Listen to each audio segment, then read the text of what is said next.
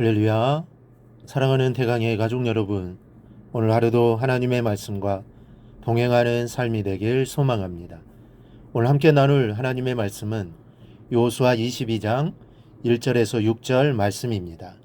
그때 여호수아가 루벤 사람과 갓 사람과 므낫세 반 지파를 불러서 그들에게 이르되 여호와의 종 모세가 너희에게 명령한 것을 너희가 다 지키며 또 내가 너희에게 명령한 모든 일에 너희가 내 말을 순종하여 오늘까지 날이 오래도록 너희가 너희의 형제를 떠나지 아니하고 오직 너희 하나님 여호와께서 명령하신 그 책임을 지키도다.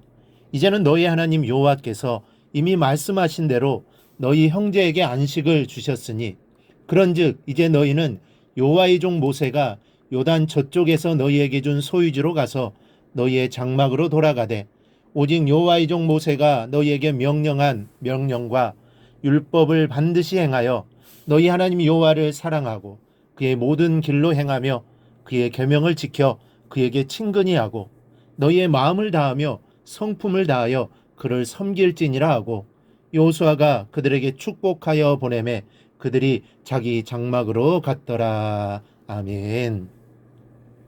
이제 이스라엘에는 태평성대가 열렸습니다. 가나안 정복 전쟁이 끝나고 기업의 분배도 모두 마쳤습니다. 아직 원주민들이 남아있긴 하지만 하나님께서 이스라엘의 동서남북 전역에 안식을 주셨다고 했습니다.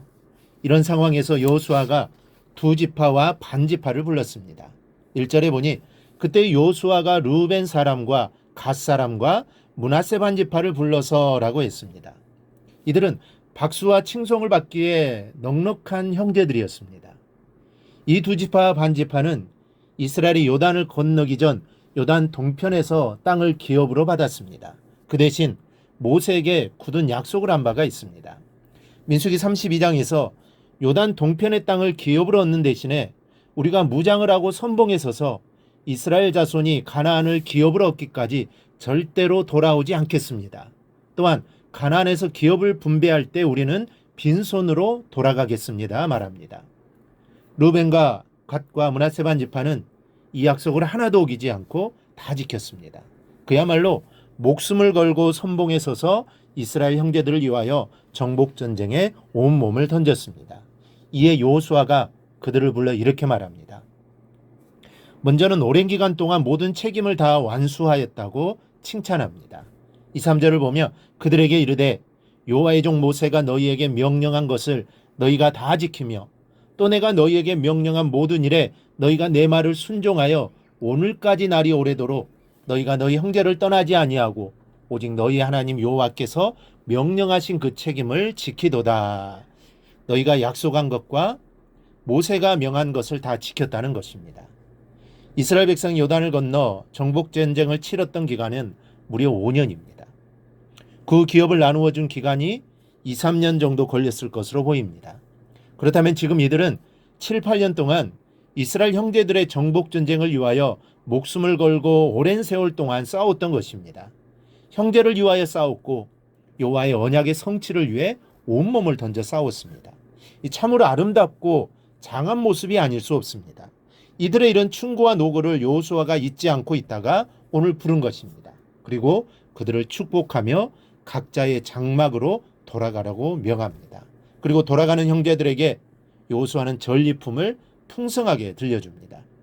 7절 후반절부터 8절 말씀을 보면 여호수아가 그들의 장막으로 돌려보낼 때 그들에게 축복하고 말하여 이르되 너희는 많은 재산과 심이 많은 가축과 은과 금과 구리와 새와 심이 많은 의복을 가지고 너희의 장막으로 돌아가서 너희의 원수들에게서 탈취한 것을 너희의 형제와 나눌지니라.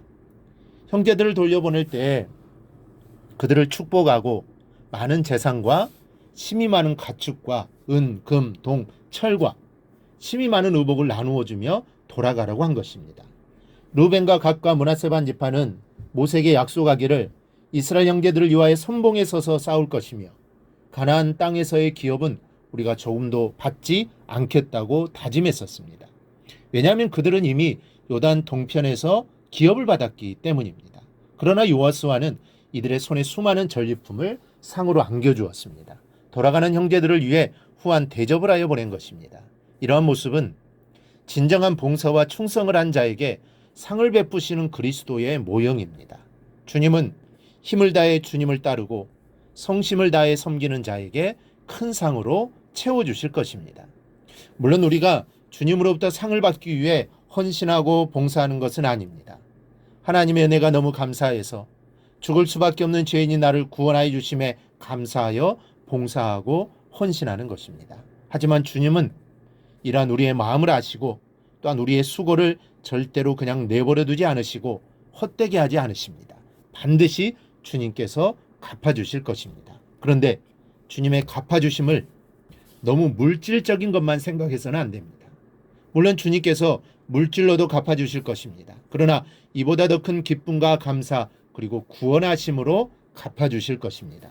이러한 사실을 기억하고 주의 일에 더욱더 힘쓰는 저와 여러분이 되기를 바랍니다. 그리하여 이 땅에서뿐만 아니라 주님이 주시는 참 평안과 감사가 삶에 충만하게 넘치기를 주님의 이름으로 축원합니다. 오늘 묵상한 말씀을 굳게 잡고 삶으로 실천하며 살아내는 대강의 모든 성도들이 되기를 축복합니다.